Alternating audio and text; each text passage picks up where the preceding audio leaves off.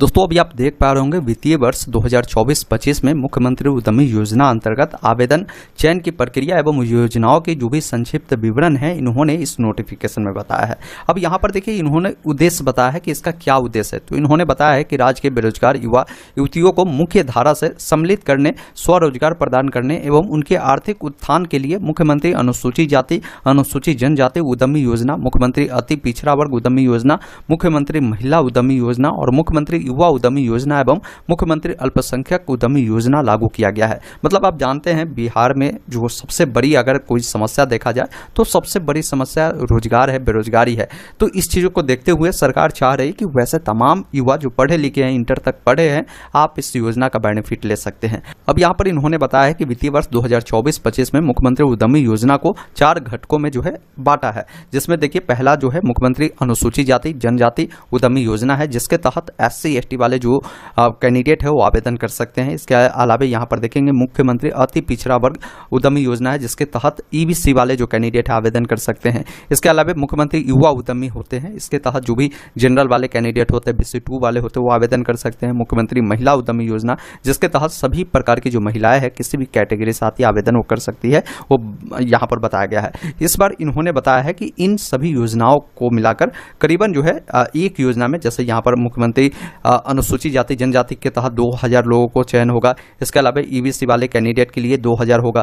फिर इसके अलावा युवा उद्यमी के तहत 2000 होगा, महिला उद्यमी के तहत 2000 होगा। तो कुल मिलाकर 8000 लोगों का सिलेक्शन होगा। और एक और इसमें योजना जोड़ी गई मुख्यमंत्री अल्पसंख्यक उद्यमी योजना, जिसमें जो अल्पसंख्यक लोग हैं उनको यहाँ पर सिलेक्शन होगा। तो इनकी संख्या 1247 है। तो कुल मिलाकर इस बार जो सिलेक्शन होगी 9247 लोगों का सिलेक्शन इस बार होने वाला है, ये ध्यान रखिएगा। अब यहाँ पर कुछ चीज़ों को आपको समझना होगा। जैसे जब आप अप्लाई करने जाएंगे तो वहाँ पर आपसे पूछेगा कि परियोजना का कोटि बताएं, जिसमें कोटि A, B, C आपको देखने को मिलेगा। अब यहाँ पर इन्होंने कोटि A में कुछ परियोजना का नाम दिया है, कुछ बिजनेस का नाम दिया है, जो बिजनेस आप कर सकते हैं। इन्होंने बताया है कि इस कैटेगरी में वैसे परियोजनाओं को रखा गया है जिसका प्रासंगिकता जिलों द्वारा सबसे अच्छा बताया गया है। इसके उत्पादों की मांग ज़्यादा है, जिससे अधिकतर इकाइयाँ बेहतर ढंग से संचालित है। इस कैटेगरी में कुल जो है 23 परियोजनाओं को इसमें रखा गया है, जिसके तहत 5000 लाभुकों का जो चयन है वो कैटेगरी A के तहत किए जाएंगे।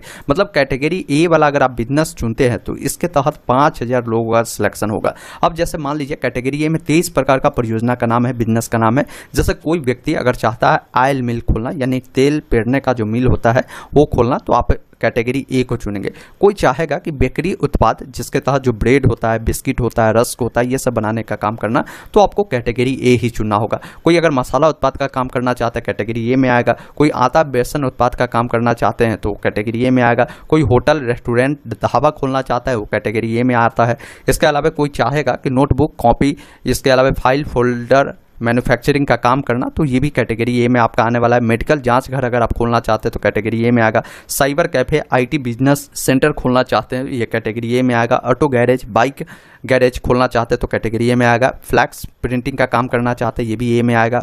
ऑयल मशीन मसाला उत्पाद ये भी A में आएगा। जैम जेली इस प्रकार के काम करना चाहेंगे ये भी A में आएगा। तो सबसे पहला काम आपको यही करना है कि आपको देखना है कि आप किस प्रकार के बिजनेस करना चाहते हैं। वो इस वाले कैटेगरी में अगर आ रहा है तो इसका मतलब है कि आपको A कैटेगरी, जब आप फॉर्म को अप्लाई करेंगे, मैं अभी आपको लाइव दिखाता हूं, जब आप अपना रजिस्ट्रेशन कर लेते हैं, शैक्षणिक विवरण डालते हैं तो परियोजना का विवरण ही चुनना होता है, जिसमें यहीं पर देखिए परियोजना का टाइप पूछा जाएगा कि आपका जो बिजनेस है कैटेगरी A में आ रहा है या कैटेगरी B में आ रहा है या कैटेगरी C में आ रहा है। तो मैंने आपको बताया कि इस प्रकार आपको देखना है कि इसमें अगर है तो ये कैटेगरी A चुनिए।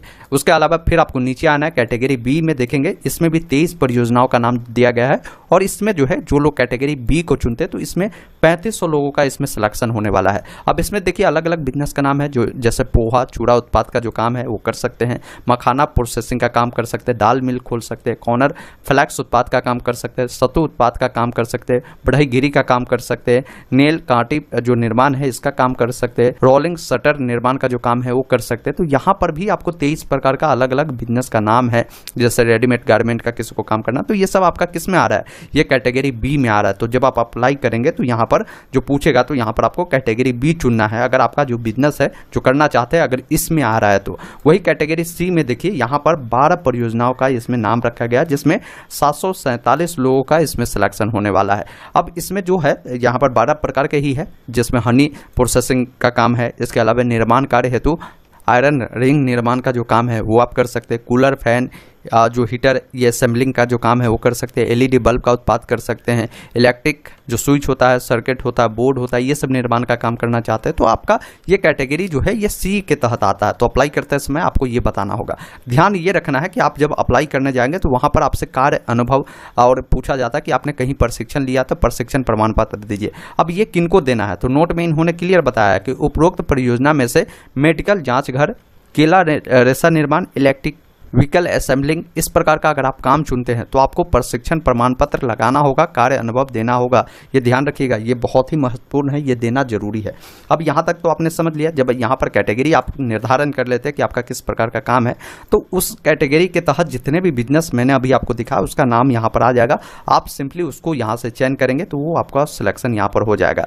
यहाँ तक आपको कोई दिक्कत नहीं होनी चाहिए। अब काफ़ी सारे लोगों को जब रजिस्ट्रेशन करते हैं तो उनको यहाँ पर परेशानी होती है। मैं इसके बारे में भी थोड़ा आपको बताता हूं। जैसे आवेदन का प्रकार में यहां पर देखेंगे आप 5 ऑप्शन यहां पर दिए गए हैं, तो पांचों में किनको कौन सा ऑप्शन चुनना चाहिए आइए नोटिफिकेशन के अकॉर्डिंग ही मैं आपको समझा देता हूं। जैसे यहां पर देखिए आपको कौन सा कैटेगरी चुनना है, किन के लिए कौन बनाया गया है। जैसे यहां पर मुख्यमंत्री अनुसूचित जाति अनुसूचित जनजाति उद्यमी योजना जब आप अप्लाई करेंगे तो यहाँ पर आपको मिलता ही है। देखेंगे फर्स्ट में अनुसूचित जाति अनुसूचित जनजाति, ये उन व्यक्ति को चुनना है जो अनुसूचित जाति अनुसूचित जनजाति वर्ग के पुरुष महिला आवेदक है, जो इसके लिए पात्र है वही लोग आवेदन कर सकते हैं। तो मैं ये कहूँगा कि अगर आप अनुसूचित जाति जनजाति के अगर पुरुष है तो बेटर है कि आप इसको चुनिए, महिला है तो महिला उद्यमी के तहत भी आप आवेदन कर सकते हैं। आप चाहे तो अनुसूचित जाति जनजाति के तहत भी आवेदन कर सकते हैं, ये आपके ऊपर डिपेंड है। उसके अलावा जो मुख्यमंत्री अति पिछड़ा वर्ग वाला जो योजना आपको यहाँ पर बोला जाता है चुनने के लिए, तो ये उनको चुनना है जो सिर्फ और सिर्फ यहाँ पर BC 1 वाले हैं, मतलब EBC वाले जो लोग हैं, जो EBC के पुरुष महिला है वो इसके तहत पात्र है, आप इसके लिए आवेदन कर सकते हैं। उसके बाद यहाँ पर देखेंगे एक ऑप्शन आपको मिलेगा मुख्यमंत्री महिला उद्यमी योजना। अब इस योजना के तहत बताया भी गया है कि इस योजना अंतर्गत सभी वर्ग के महिला आवेदन कर सकती है, वो इसके लिए पात्र है। तो आप किसी भी जाति से आते हैं तो आप इस योजना के तहत, अगर महिला है तो आप इसके तहत आवेदन करेंगे। हम इसलिए कहते हैं महिलाओं को कि इसके तहत आप आवेदन करिए, क्योंकि इसमें महिलाओं के लिए अच्छी खासी जो है सीटें रिजर्व होती है, उसमें महिलाओं का सिलेक्शन हो जाता है, इसलिए आप बेटर है महिला है तो इसके तहत आप आवेदन करिए। वही यहाँ पर युवा उद्यमी है, इसको उन लोगों को सिलेक्ट करना है जब यहाँ रजिस्ट्रेशन करेंगे। यहाँ पर युवा उद्यमी उनको चुनना है जो व्यक्ति यहाँ पर सामान्य वर्ग से आते हैं, मतलब जनरल वाले जो पुरुष है या जो पिछड़ा वर्ग के जो पुरुष है वो लोग इसके तहत जो है आवेदन कर सकते हैं। इसका महिला जो है आप ध्यान रखिएगा, अगर आप इस कैटेगरी के महिला है तो आपको हर हाल में मुख्यमंत्री महिला उद्यमी योजना के तहत ही आपको अप्लाई करना है। बाकी सभी कैटेगरी के महिला कर सकती है इसके तहत, लेकिन इन दोनों को क्या है कि महिला का यहाँ पर कहीं भी जिक्र नहीं किया गया, सिर्फ पुरुष लिखा हुआ है, ये ध्यान रखिएगा। पांचवा जो है मुख्यमंत्री अल्पसंख्यक उद्यमी योजना, इसको उनको चुनना है जो व्यक्ति अल्पसंख्यक कैटेगरी से आते हैं। तो अल्पसंख्यक के पुरुष महिला जो है आप अल्पसंख्यक उद्यमी योजना को चयन कर यहाँ पर आप आवेदन करेंगे। यहाँ तक तो आपको कंफ्यूजन नहीं होगा। अब अगला जो सवाल है, काफी सारे लोगों को ये लगता है कि इसमें डॉक्यूमेंट बहुत सारे लगता है। देखिए ऐसा नहीं है, उद्यमी योजना जब से लागू हुआ है बिहार में तब से लेकर आज तक सबसे जो आसान प्रोसेस रखा गया वो 2024 का रखा गया। बहुत कम डॉक्यूमेंट आपसे मांगे जा रहे हैं। जैसे मैट्रिक पास होंगे तो मैट्रिक का जो प्रमाण पत्र होगा वो देना होगा, जिसमें आप मार्कशीट दे सकते हैं, जिसमें जन्म तिथि अंकित होनी चाहिए। इंटरमीडिएट का आप जो है मार्कशीट दे सकते हैं, इसके अलावा सर्टिफिकेट लगा सकते हैं। जाति प्रमाण पत्र, आपका निवास प्रमाण पत्र, दिव्यांग है तो दिव्यांग प्रमाण पत्र, एक लाइव फोटो कैप्चर होता है, सिग्नेचर, मतलब मात्र 4 डॉक्यूमेंट को देकर आप इस योजना का जो बेनिफिट है आप ले सकते हैं। अब चयन प्रक्रिया के ऊपर में भी काफी सारे लोग जानना चाहे कि सर कैसे होता है, तो देखिए चयन प्रक्रिया बहुत ही इसका अलग होता है। चयन प्रक्रिया कैसे होता है, तो इसके लिए जो भी आप इस पोर्टल से ऑनलाइन अप्लाई करेंगे, ऑनलाइन अप्लाई करने के बाद जो भी आवेदन प्राप्त होते हैं, कुल आवेदन का क्या होता है कि जिलावार निर्धारण किया जाता है कि किस जिला में कितने लोगों का सिलेक्शन करना है। इसके लिए क्या होता है कि सभी आवेदन को कंप्यूटराइज रैंडमाइजेशन पद्धति के द्वारा इसमें सिलेक्शन होता है। इस पर पूरा जो एक तरह से समझिए आपके लक और नसीब पे ये डिपेंड करता है। इसमें आवेदन को पूरा डाला जाता है, ऑटोमेटिक कंप्यूटर क्या करती है, एक लिस्ट निकाल देती है कि इस जिला में इस योजना के तहत इतने लोगों का सिलेक्शन होगा, उसका लिस्ट आता है, जिनका भी नाम आ गया उन लोगों का इसमें सिलेक्शन हो जाता है। अब अगला सबसे बड़ा सवाल ये है कि सर मान लीजिए मैंने अगर कैटेगरी ए के तहत जो बिजनेस मैं करना चाहता हूँ वो कैटेगरी ए में आता है, मेरा बिजनेस मान लीजिए मैं साइबर कैफे खोलना चाहता हूँ, या ऑटो गैरेज का काम करना चाहता हूँ, या फ्लैक्स प्रिंटिंग का काम करना चाहता हूँ, या तेल मसाला उत्पाद का काम करना चाहता हूँ, तो हमें कितने पैसे मिलेंगे इसके बारे में बताइए। क्योंकि 10 लाख रुपए मैक्सिमम है, जरूरी नहीं है कि सबको 10 लाख रुपए ही मिलेगा। इसका प्रोजेक्ट के लिए आपको अमाउंट जारी हो चुका है, लिस्ट आप देख सकते हैं कि कितना पैसा आपको मिलने वाला है। इसे देखने के लिए आपको कुछ नहीं करना है, गूगल ओपन करना है, गूगल में टाइप करना है ऑनलाइन अपडेट STM, यह वेबसाइट आपके सामने मिलेगा ऑनलाइन अपडेट STM.in का, और सरकारी योजना में बिहार उद्यमी योजना 2024-25 का लिंक मिलेगा,